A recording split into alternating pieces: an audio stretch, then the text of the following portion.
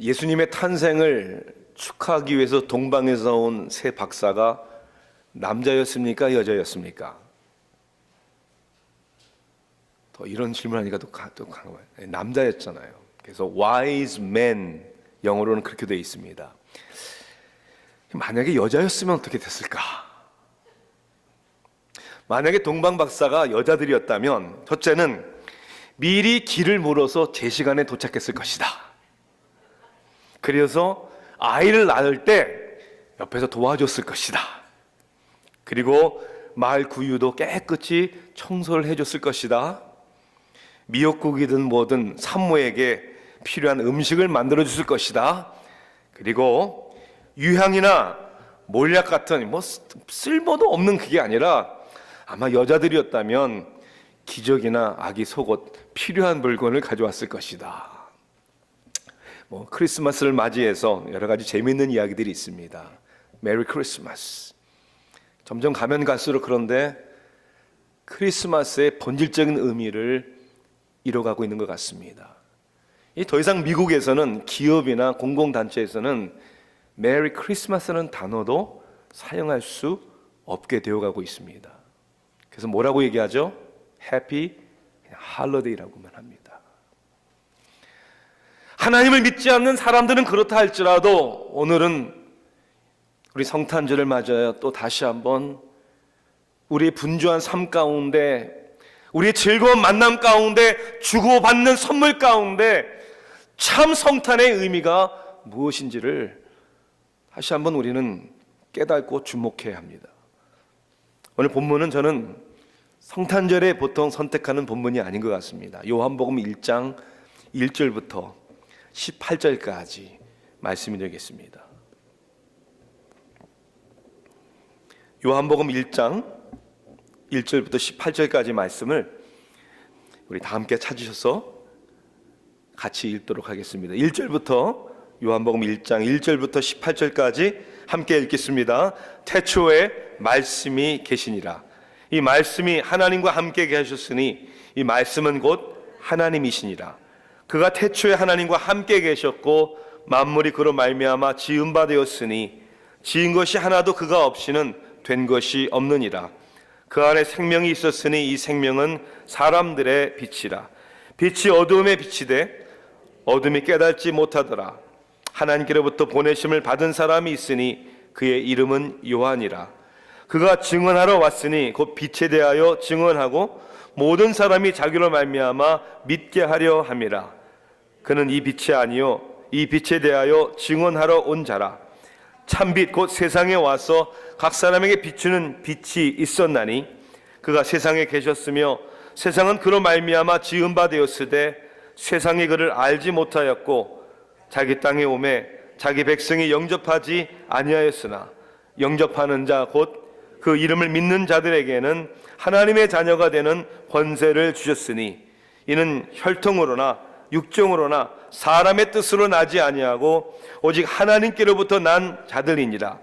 말씀이 육신이 되어 우리 가운데 거하심에 우리가 그의 영광을 보니 아버지의 독생자의 영광이요 은혜와 진리가 충만하더라.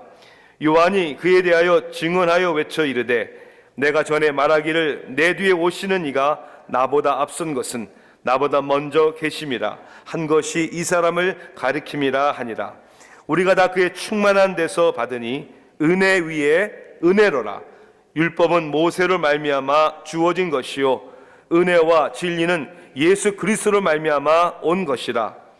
본래 하나님을 본 사람이 없으되 아버지 품속에 있는 독생하신 하나님이 나타내셨느니라.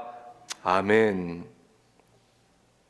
목회자여 기독교 베스트셀러 작가인 골든 맥도널드 목사님은 가난한 사람들을 위해서 집을 지어주고 굶주린 사람들을 위해서 먹을 것을 주는 것은 크리스천이 아니더라도 누구든지 얼마든지 할 수 있다. 부끄럽게도 어떤 경우에는 크리스천들보다 교회보다 사회 봉사단체가 이러한 일들을 더 많이 더 잘하는 경우를 우리가 보게 됩니다. 자, 그런데 다른 것은 세상이 다 할 수 있고 다 줄 수 있는데 이것 한 가지만큼은 절대로 세상이 줄 수 없다. 그것이 뭔가? 세상은 은혜를 줄 수 없다는 것입니다. C.S. 루이스가 말한 것처럼 기독교가 이 세상에 어떠한 종교보다 다른 한 가지는 바로 이 은혜의 메시지 때문이다. 기독교는 은혜의 메시지입니다. 이탈리아의 한 농민 문학 작가였던 이그나치오 실로네의 작품에는 경찰에게 쫓기던 한 지하 운동가에 대한 이야기가 나옵니다. 그가 동료들의 도움을 받아 경찰들에게 쫓긴 몸이 되어서 알프스 산맥의 작은 마을에 신부로 변장해 들어가서 거기서 살게 됩니다. 이제 신부가 왔다는 소문이 동네, 그 이웃 동네에 나기 시작을 합니다. 그 동네 그리고 이웃 지역에 있는 농부들이 이 신부를 찾아와 줄을 서기 시작합니다. 자신들의 상처와 죄책감으로 가득한 마음에 위로를 받고 자유를 찾기 위해서 찾아온 것이죠. 이 졸지에 신부가 아닌 이 지하 운동가였던 형병가였던 이 사람은 아무리 아니라고 얘기를 했지만 결국 자신의 정체가 발각되지 않기 위하여 하는 수 없이 은혜에 굶주린 그들의 이야기를 한 사람씩 들어줄 수밖에 없었다는 내용의 소설입니다. 비틀즈가 그런 노래를 했죠. All we need is love. 우리에게 필요한 것은 사랑이다. 그러나 저는 사랑보다 더 필요한 것이 우리에게 있다고 믿습니다. 우리 인류에게, 우리 각자에게 사랑보다 더 필요한 것이 뭐냐? 그것은 은혜라는 거예요. 우리는 은혜에 굶주린 사람들입니다. 아니, 은혜로 살 수 있도록 하나님이 우리를 만들었기 때문입니다. 도대체 은혜가 무엇입니까? 이 은혜의 정의는 사전을 뒤적거려서 우리가 이해할 수 있는 것이 아닙니다. 우리가 은혜가 무슨 의미인지, 은혜의 그 뜻을, 깊이를, 넓이를, 높이를, 그 크기를 알기 위해서는 사전이 아니라 우리는 그리스도의 삶을 바라봐야 합니다.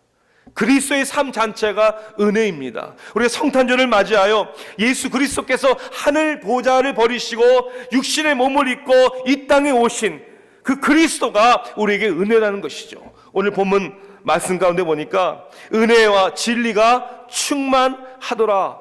세례 요한이 예수 그리스도의 오심을 얘기하면서 오늘 16절에 뭐라고 얘기합니까?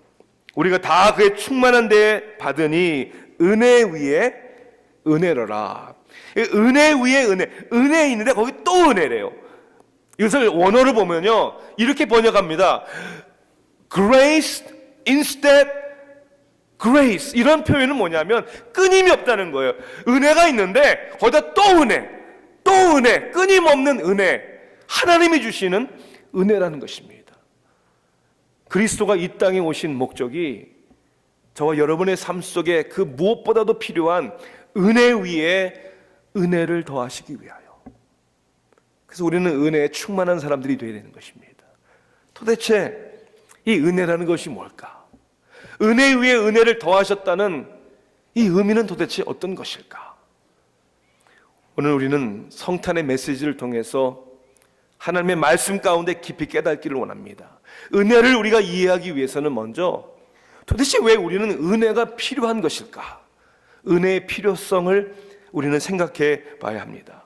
어떻게 보면 그 은혜의 깊이를 깨닫지 못하는 이유 중에 하나가 뭐냐면 다른 사람 누구보다도 그 은혜가 필요한 사람이 나라는 사실을 자각하지 못하기 때문입니다. 마치 내 안에 병이 있다면 그 병의 심각성을 알아야 의원이 필요하고 내가 병원을 가야 되는 거구나를 절실히 느끼는 것처럼 그 사실을, 가장 은혜가 필요한 사람이 나라는 사실을 깨닫지 못하기 때문에, 아니 그걸 인정하지 못하기 때문에 오히려 우리가 성경의 예수님의 가르침이나 비유를 읽으면서 때로는 이해가 되지 않고 오히려 마음에 부딪힐 때가 더 많다는 거예요.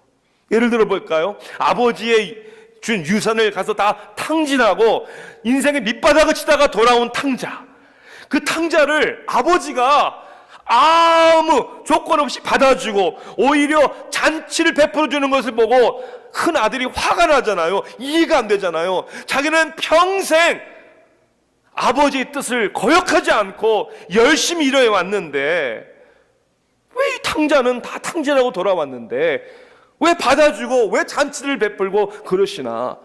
못마땅하는 그 큰아들의 마음을 솔직하게 우리는 공감할 수 있는 거죠.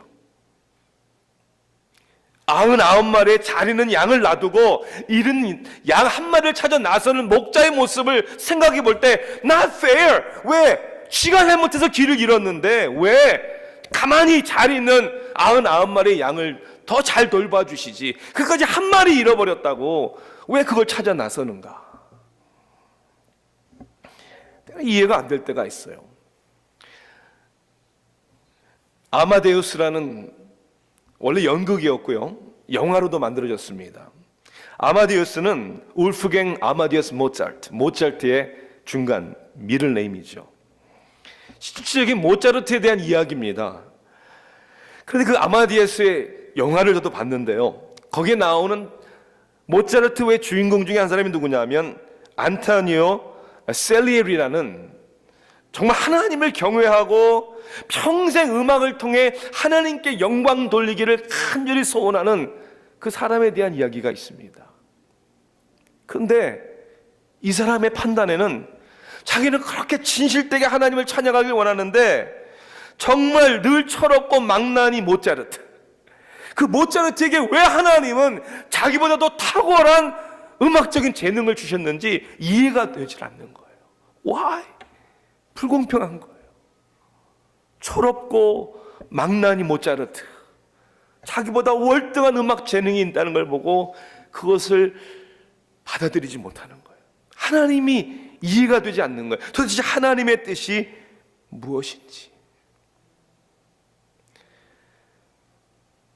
여러분, 때로는 이러한 우리들의 생각이 하나님의 은혜에 깊이 들어가지 못하게 하는 장애물이 된다는 거예요. 탕자 이야기, 잃은 어린 양의 이야기, 핵심이 뭔지 아십니까? 그 탕자가 누구라는 사실을, 바로 나라는 사실을 잃었기 때문이에요. 그 잃은 양이 누구라는 사실이 바로 나고 나일 수 있다는 사실을 잃어버리기 때문에 우리는 그보다 더 나은, 우리는 그렇게 문제가 있는 사람이 아닌 착각 가운데 빠져 있기 때문에 은혜의 필요성을 느끼지 못하는 것이죠.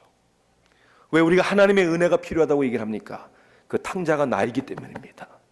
그 잃은 양이 나이기 때문입니다. 성경은 죄로 인한 인간의 전적 부패를 얘기를 합니다. 완전히 타락했다.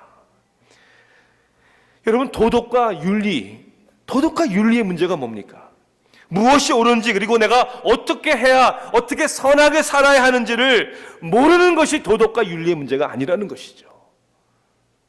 그걸 모르는 게 아니라 알면서 그렇게 살지 못하는 겁니다. 그것이 인간의 죄악의 문제예요. 몰라서 못하는 게 아니라 알면서도 안 되는 것. 인간의 죄로 인한 전적 타락만이 아니라, 전적 부패만이 아니라 죄로 인한 인간의 전적 무능입니다. 그런 죄악의 상태에 있는 나를 내가 스스로 내 노력으로, 나의 행함으로 구원할 수 없다는, 5절에도 보니까 깨달지 못하더라, 그런 표현이 있잖아요. 10절에 보니까 백성들에게 하늘 보좌를 버리신 예수님이 와셨는데 백성이 그를 알지 못하고 자기 백성이 영접하지 아니하였으니, 그래서 은혜가 필요한 거예요. 알지 못한 것보다는 알 수 없고 영접하지 아니한 게 아니라 영접할 수 없는 이 죄악의 상태에 놓여 있는 우리 인간이기 때문에 하나님의 은혜가 필요하다는 것이죠. 내 안에 내 삶의 주인이 나라는 생각 때문에. 그래서 성경은 하나님의 은혜가 필요할 수밖에 없는, 우리 인간의 죄악의 문제를 이야기하는 것입니다. 윌버 채프맨 목사님은 그의 가르침 가운데 한 감리교 목사님에 대한 예화를 얘기를 합니다. 이 목사님은 늘 말씀을 가릴 때마다 죄가 얼마나 하나님 앞에 가증스러운 것인지를 담대하게 설교하는 목사님이었습니다. 교회 지도자 가운데 한 명이 와서 목사님께 이렇게 부탁합니다. 목사님, 매번 죄에 대해서 그렇게 설교를 하시는데 이거 우리 젊은 사람들에게 별로 유익이 되는 것 같지 않습니다.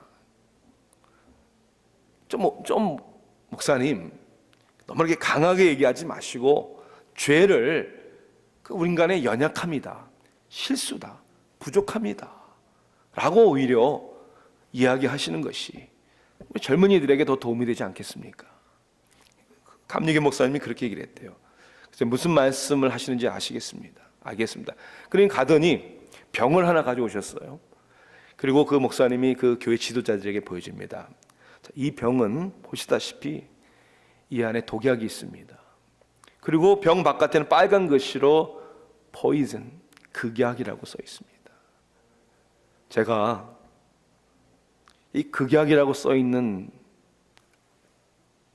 레이블을 떼어버리고 여기다 안 좋은 것이다, 그냥 해로운 것이다, 별로 안 좋다 이렇게 써도 괜찮겠습니까? 목사님이 이렇게 얘기합니다. 극약보다 더 무서운 것은 극약이라고 말하지 않는 것이다. 죄보다 더 무서운 것이 뭔지 아십니까? 죄를 죄라고 인정하지 않는 겁니다. 아무리 우리가 미워하고 아무리 포장하고 아무리 멋있게 설명하려고 해도 하나님 앞에 죄를 떠나버린 하나님과의 관계가 끊어진 우리 인간에 대하여 하나님이 죄라고 얘기하시는 것에 대하여 다르게 설명하는 것이, 다르게 표현하는 것이 가장 큰 죄라는 것입니다. 우린 죄인으로서의 큰 병이 있습니다. 그게 뭔지 아십니까? 내가 뭔가를 해야 된다는 거예요. 내가 뭔가를 할 수 있다는 거예요. 그리고 내가 어떤 사람이 될 수 있고 되도록 노력한다는 거예요. 그래서 하나님의 십자가의 구속의 은혜를 깊이 알 수가 없는 거예요. 은혜 위에 은혜가 더해지는 놀라운 축복은 먼저 내가 하나님의 은혜를 받아야 하는 죄인이구나, 그것을 인정하는 것입니다. 두 번째는 하나님의 은혜의 방법을 깨달을 때 은혜 위에 은혜가 더해지는 것입니다. 한 젊은 청년이 부자 노년 신사에게 물어봤어요. 선생님, 어떻게 부자가 되셨습니까? 노인은 이렇게 얘기를 합니다. 때는 1932년 미국 경제 대공황이 한창이었을 때 남은 돈이라고 내 주머니에 5전짜리 니켈 동전 하나밖에 없었지. 그거 어떻게 하셨습니까? 그 5전짜리 동전으로 내가 사과 하나를 샀어. 그랬어요. 그 사과를 잘 닦아서 아주 맛있는 모습으로 만들어서 그 동전을 내가 그날 10전에 팔았어. 그 다음 날에는 10전의 동전으로 사과 2개를 사서 또 역시 닦아가지고 맛있게 모습으로 만들고 그걸 또 팔아가지고 20전 만들고, 그래서 매일 한 달 동안을 내가 그렇게 반복을 했지. 그래요? 그래서 어떻게 됐어요? 한 달이 지나 보니까 5전짜리에서 내가 3불 50전이 내 수중에 있더라고. 어떻게 부자가 되신 거예요? 그런데 그 후에 내 아내 아버님이 장인어른이 돌아가셔서 $10 million 유산 받았다네. 그 노인이 결국 부자가 된 것은 자기의 노력이 아니었어요. 주어진 은혜였습니다. 뿌리라는 루츠라는 영화로 만들어졌기도 하죠. 유명한 책을 쓴 알렉스 헤일리의 사무실에는 벽에 사진이 하나 붙어 있대요. 나무로 만든 펜스 위에 거북이가 올라와 앉아 있는 거예요. 그의 메시지는 너무나도 간단한 것입니다. 거북이가 혼자 자기 힘으로 펜스 위에 올라갈 수 없죠. 누군가가 거기다가 올려놓았다는 메시지입니다. 알렉스 헤일리는 자기의 삶 속에 자기가 할 수 있는 일은 아무것도 없다. 하나님의 은혜다. 하나님의 은혜다. 오늘도 본문 말씀 가운데 보면 계속 나타나는 표현이 뭐냐면 나타나셨다는 거예요. 나타나셨다. 원래 말씀이셨는데 이 말씀이 육신으로 나타나신 거고 우리에게 빛으로 오신 것이고, 보면 18절 보니까 본래 하나님을 본 사람이 없으되, 본 사람이 없는 이유는 볼 수 없기 때문이에요. 하나님을 볼 수 없는 거예요. 하나님을 이해할 수도 없는 겁니다. 그런데 아버지 품속에 있는 독생하신 하나님이 나타내셨으니, 드러나게 해주셨으니, 그런 뜻이에요. 내 힘과 내 능력으로는 하나님을 알 수도 볼 수도 없는데 하나님이 우리에게 말씀으로 빛으로 진리로 나타내 주셨다. 그래서 하나님을 알게 하셨다. 이 하나님의 은혜의 방법으로 이루신 일이 뭡니까? 결국은 우리의 죄의 문제를 해결하신 것이죠. 인간에게 필요한 것이 더 많은 지식이었다면 하나님은 탁월한 교육가를 보내주셨을 것이다. 인간에게 더욱 필요한 것이 기술이었다면 천재 과학자를 보내주셨을 것이다. 인간에게 필요한 것이 더 많은 풍요로운 물질이었다면 훌륭한 유능한 경제학자를 보내주셨을 것이다. 인간에게 더 필요한 것이 기쁨이와 쾌락이었다면 정말 재밌고 웃기는 연예인을 보내주셨을 것이다. 그런데 인간이 가장 필요했던 것은 죄에 대한 문제를 해결받아야 되기 때문에 구속자, 구세주 예수 그리스도를 보내주셨다. 우리에게 가장 필요한 것은 죄 사함입니다. 죄의 문제를 해결하신 은혜. 두 번째는 우리에게 영생의 선물을 주셨죠. 하나님 안에 있는 생명, 그 생명이 있었으니 이 생명을 우리에게 주신 것이죠. 이것이 은혜라는 거예요. 누군가 이렇게 정의를 내립니다. 공의, justice는 우리가 당연히 받아야 할 형벌을 받는 것이고, 긍휼이라는 것은 당연히 받아야 할 형벌을 받지 않는 것이라면, 은혜는 받을 자격이 없는데 받는 것이다. 받을 자격이 없는데 받는 것이다. 유명한 설교자로 알려진 찰스 스펄전 목사님과 조셉 파커 목사님은 같은 런던 도시 안에서 목회를 했습니다. 근데 한 번은 이 조셉 파커 목사님이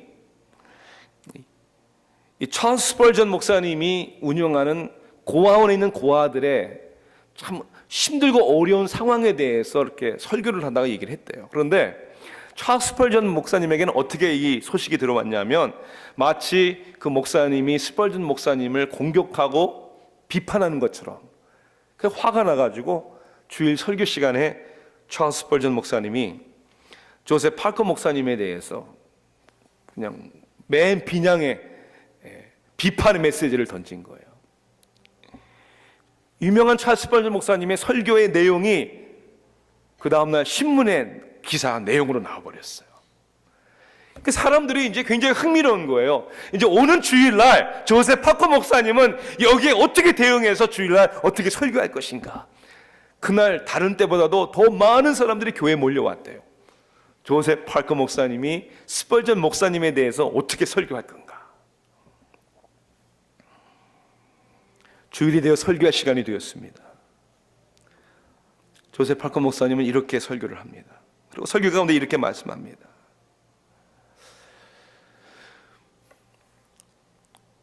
오늘 스펄전 목사님이 섬기는 교회에서 설교를 하지 않는다고 들었습니다.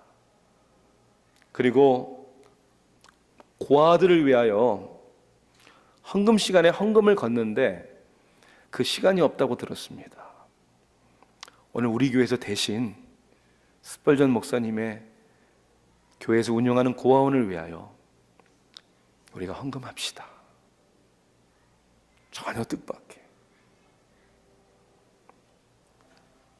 헌금위원들이 헌금을 받는 접시를 돌렸는데요, 한 번이 아니라 두 번이 아니라 도전받은 감동받은 사람이 너무나 많아서 세 번을 헌금 접시를 돌렸어야 할 정도로 사람들이 많은 기부를 했다는 거예요.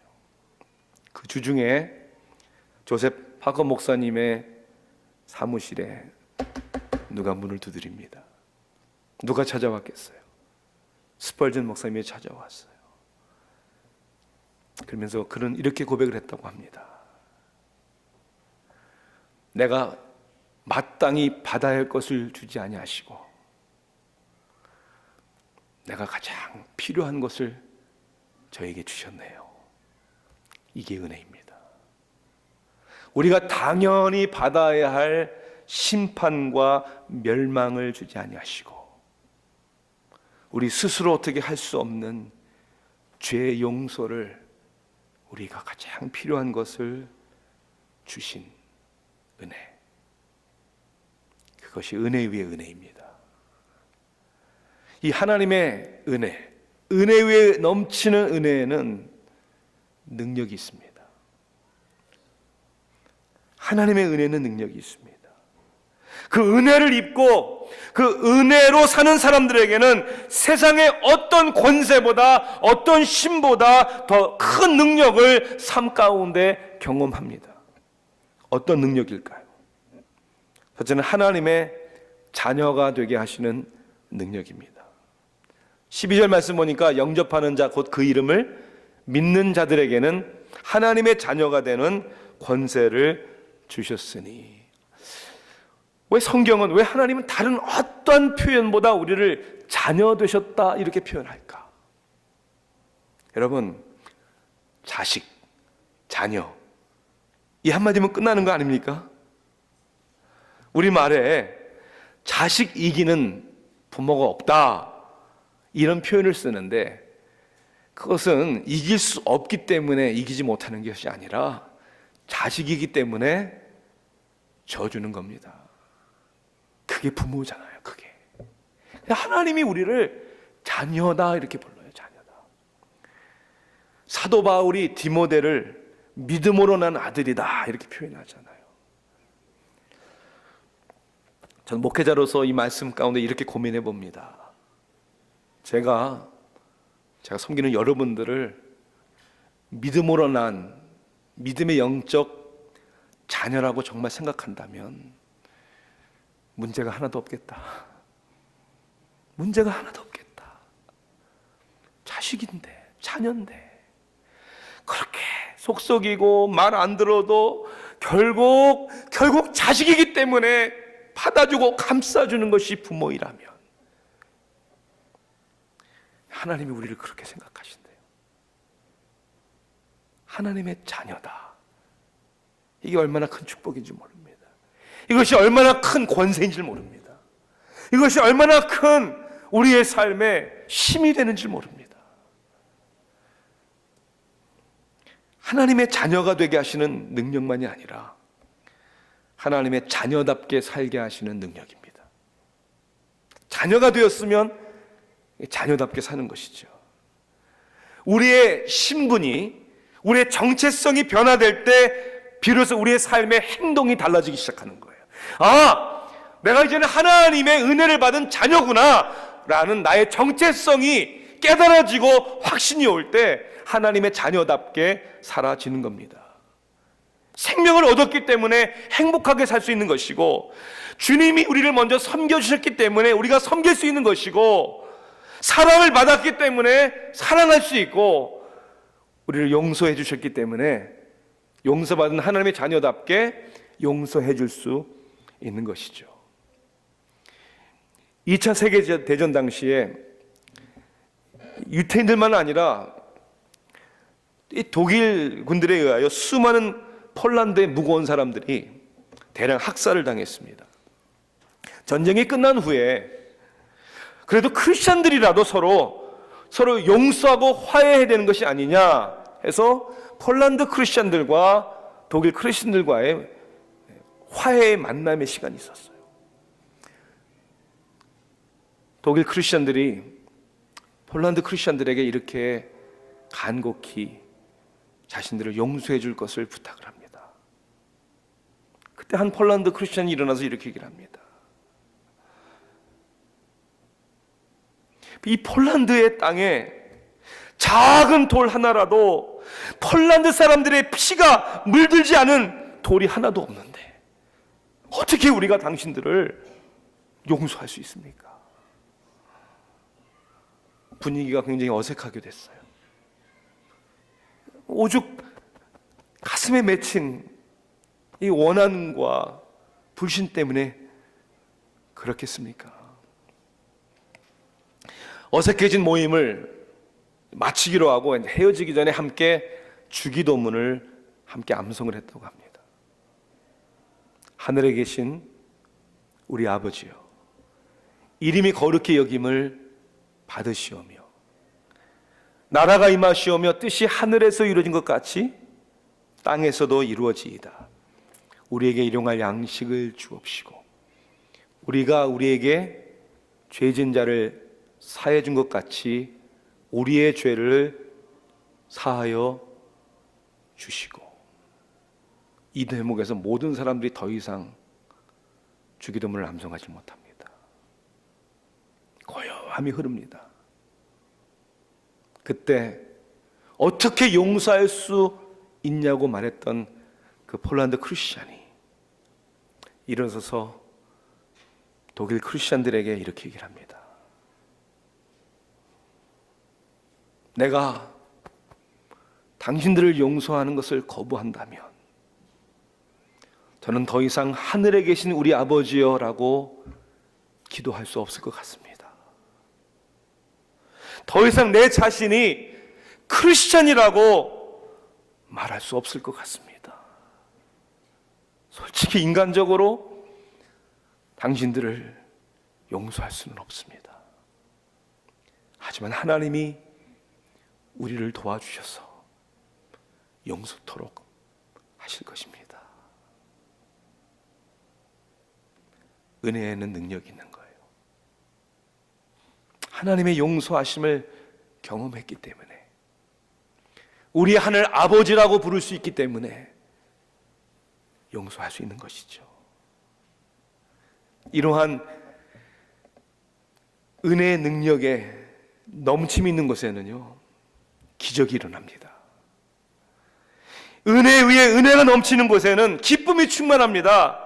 관계가 회복됩니다. 사람이 변화되기 시작을 합니다. 그리고 인생 살맛이 나는 거죠.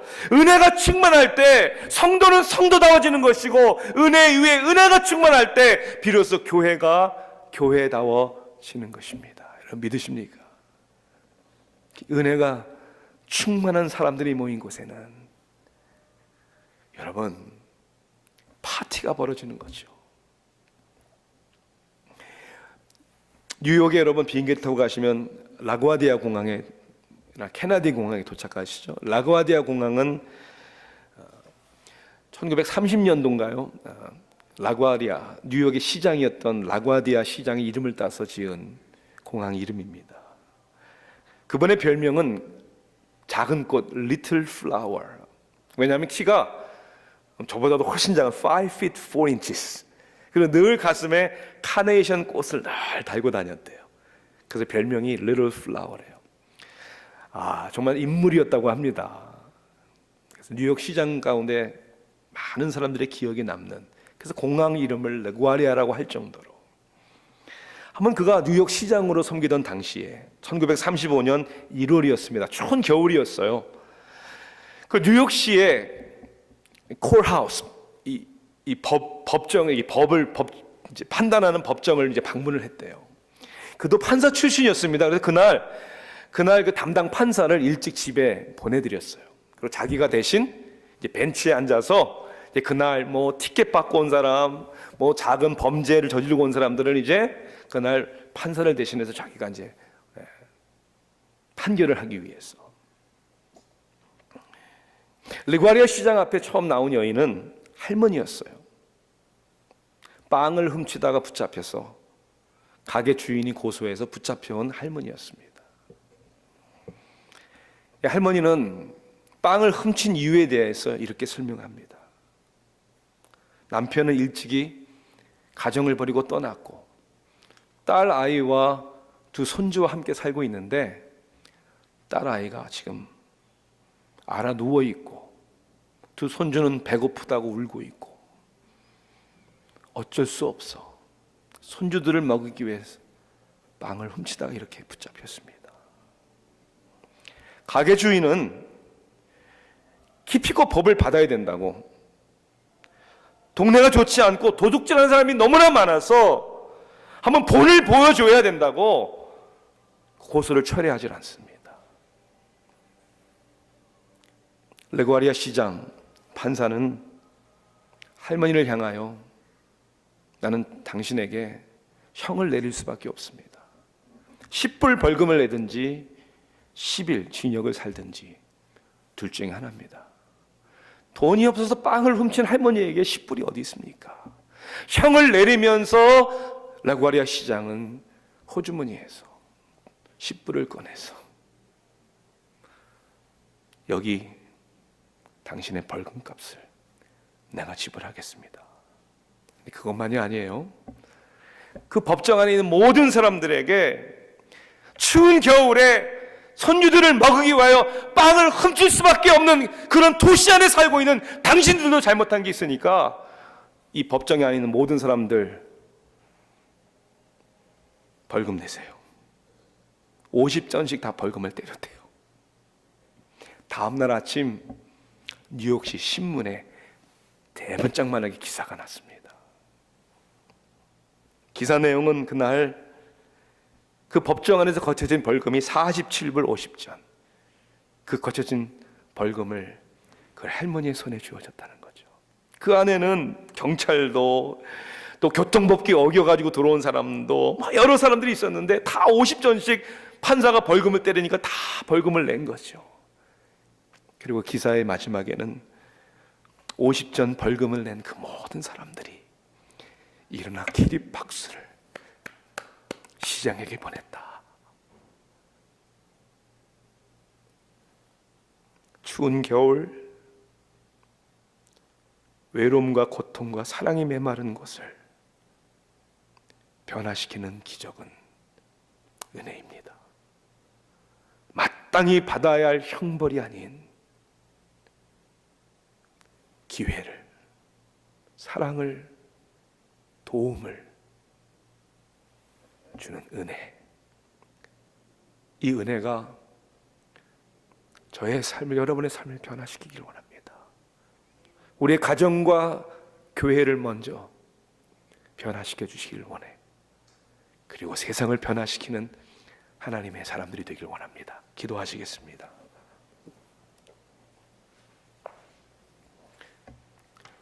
사랑의 하나님,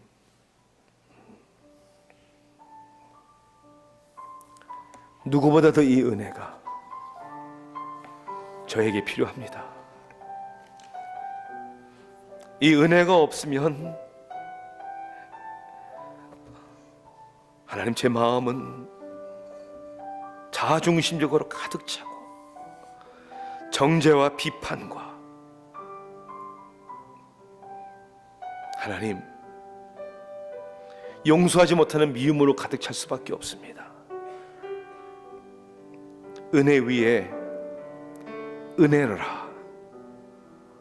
오 하나님, 이 은혜의 역사와 능력이 이 은혜를 체험한 우리 각 사람과 가정과 공동체를 통해 이 땅에 빛이 되게 하소서. 예수 그리스도의 이름으로 간절히 기도하옵나이다. 아멘.